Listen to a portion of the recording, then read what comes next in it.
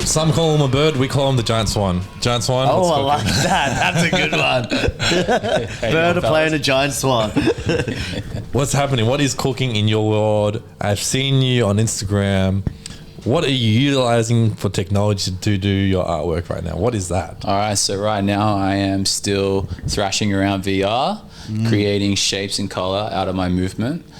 Right now, I'm ready to deploy a massive monolith in Art Basel, Miami. Just next week. Right. Tell us about that. What is that? Awesome. So this is giant monolith. LCD screen, which is presented as a monolith with bits of art inside it.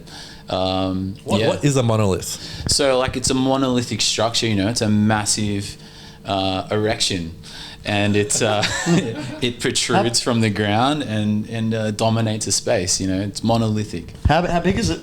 It's like 3-4 meters up. Oh wow, That's a big and erection. this is a live painting at Art Basel. It's not a live painting, but it is a live installation. Oh, wicked! That's cool. Yeah. So where do you usually draw your inspiration for the thrashing of your artwork? life, music, anything and everything is fair game when you're an artist. So it's my job to collect inspiration. And did that change when you started moving into Web3 and started minting and putting them as NFTs? Web3 enabled me to do it with freedom. So it's purely my language, and that conversation exists with the collectors. So it's a freedom aspect of Web3 that enhances everything. What do you love the most about Web3?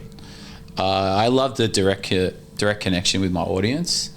They are able to communicate directly with me instead of through a middleman. What was that like beforehand, and how did it change? What does that look like on a day-to-day?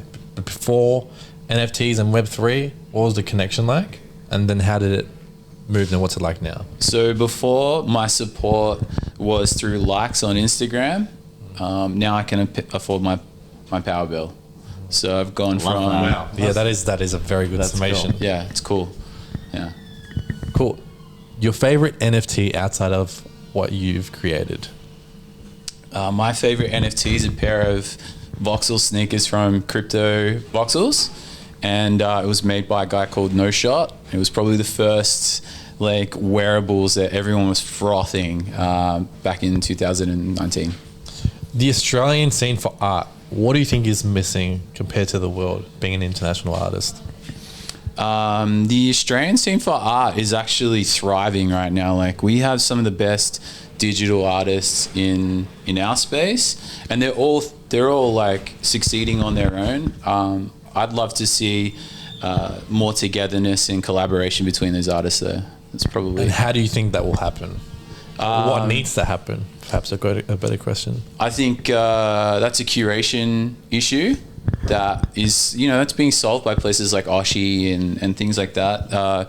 Bringing together artists with meaningful curation is a lot more important than it sounds. Yeah. What do you think the biggest challenge is that artists face in this Web3 space?